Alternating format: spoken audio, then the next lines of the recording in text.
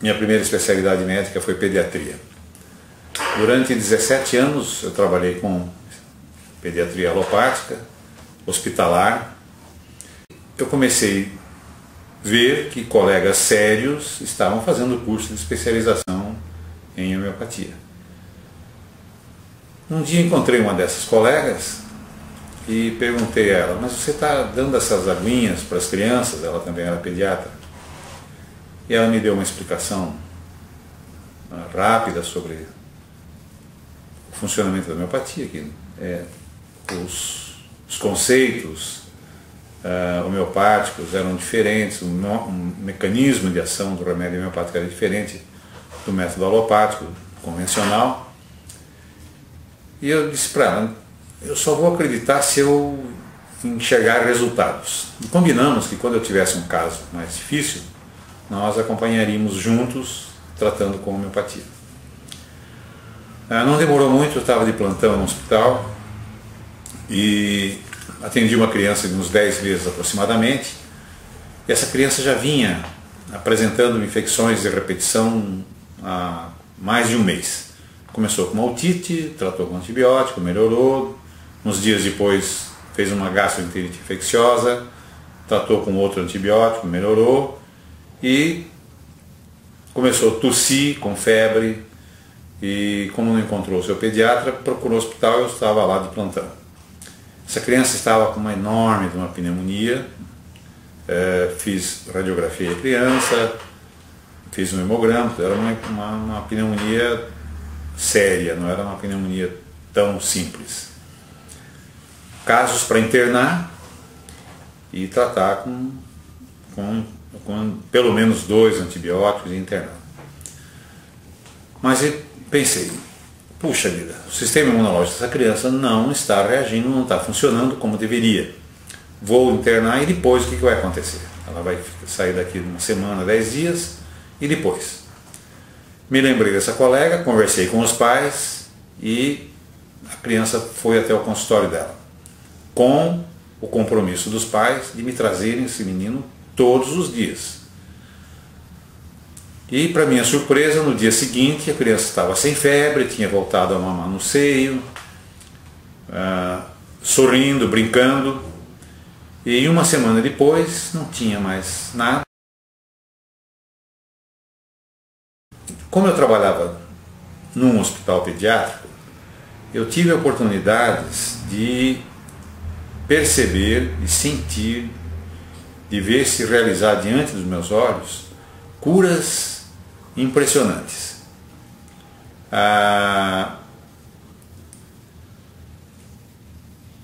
Eu me lembro de um caso de um menininho de aproximadamente 30 dias de vida, que internou, que eu atendi essa criança.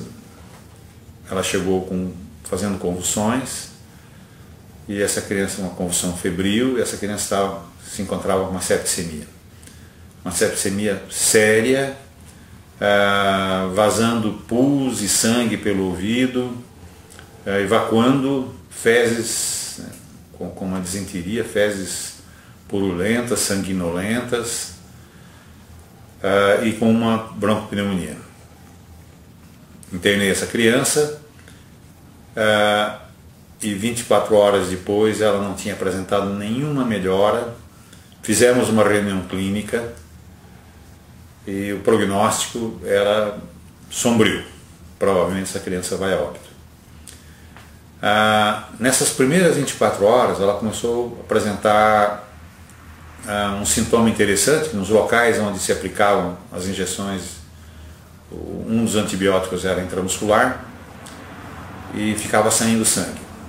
Fiz a investigação e a criança estava com uma coagulação intravascular disseminada. Um caso gravíssimo. Conversei com os pais e eles concordaram e começamos, aliado ao tratamento alopático, que eu não suspendi, começamos a tratar essa criança com homeopatia. E em 24 horas a criança já estava chorando quando tomava as injeções e ela se encontrava em coma, não tinha nenhuma reação durante a aplicação das injeções. e ela, 24 horas ela passou a chorar, e em 48 horas ela saiu da incubadora, porque ela tinha feito hipotermia. Em 48 horas ela saiu da incubadora e começou a mamar no seio. Em uma semana essa criança teve alta.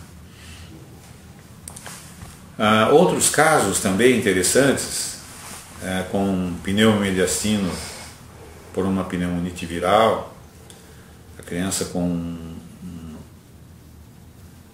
uma situação de insuficiência respiratória e não se encontrava naquela época vaga em UTI, e tratamos com homeopatia. Essa criança, me lembro bem, foi antimônio tartárico, porque ela queria ficar sentada, queria ficar no colo da mãe e só sentada, na posição sentada. E quando se tocava nela, ela gritava. E no dia seguinte, a criança teve alta. O enfisema subcutâneo já tinha quase totalmente desaparecido e a respiração já tinha melhorado. Em menos de 48 horas essa criança foi para casa e continuei acompanhamento ambulatorial.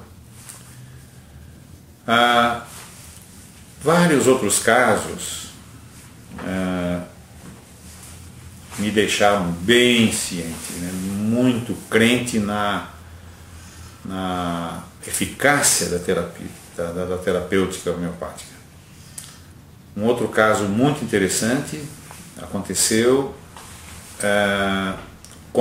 não com um paciente meu, um paciente de uma colega, trabalhávamos juntos no mesmo hospital, e ela, uma pacientezinha dela, uma recém-nascida, ela atendeu a criança na sala de parto, e essa criança fez com 24 horas de vida, estava com um nível de bilirrubina muito alto, menos de 48 horas de vida, ela estava com mais de 27 miligramas de bilirrubina total.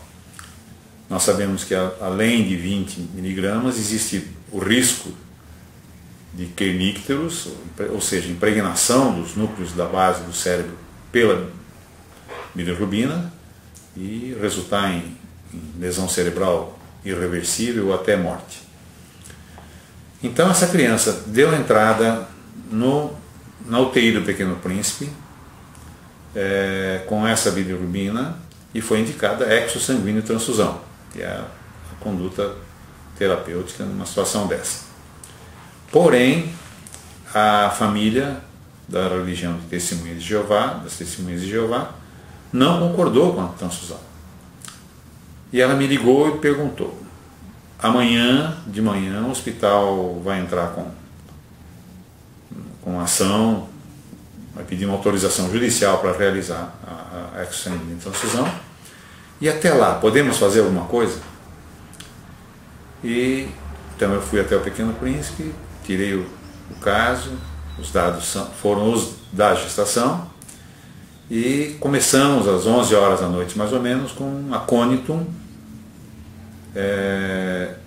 em gotas. Então a criança estava na incubadora com um plano básico endovenoso, mais fototerapia e acônito, nenhuma outra terapia. E eu pedi para que na manhã seguinte, quando fizesse a nova dosagem, me informassem o valor. Me ligaram dizendo que a bilirrubina tinha baixado para 18,5 e não precisaria mais da exosanguínea transfusão. Eu pensei, puxa vida, na calada da noite o colega de plantão na UTI não resistiu e fez a exosanguínea transfusão. Fui até a UTI, cheguei lá e o coto umbilical estava íntegro, ou seja, não tinha sido feita a exosanguínea transfusão. A criança saiu da UTI, continuou internada e 3 ou 4 dias depois ela estava com 1,8 de bilirrubina total. Então, há casos que evidenciam de uma maneira irrefutável a ação do remédio homeopático. E isso, ao longo do tempo, com o passar dos anos, eu saí, deixei de trabalhar no hospital, porque internava 20, 30 crianças por mês, passei a internar 2, 3, então eu me dei conta de que eu não estava sendo interessante para o hospital e saí, me retirei do hospital e passei a trabalhar só em consultório. Nesses 20 e poucos anos de prática homeopática na pediatria,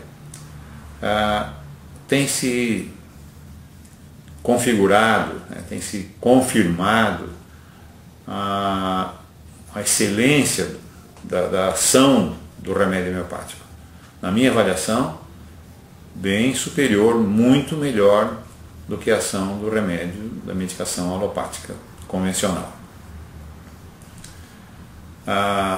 Acredito que para nós, homeopatas, pessoalmente no meu caso, acho que temos muito que caminhar ainda. Acredito que com o surgimento de novos medicamentos homeopáticos, hoje sabe-se que são mais de 5.000, existe uma necessidade de estarmos constantemente nos atualizando e nos acomodando, nos adaptando a raciocínios um pouco diferenciados, um pouco mais avançados com relação à escolha do remédio homeopático. Mas o interessante, e que não pode deixar de ser afirmado, é que todo esse avanço da homeopatia continua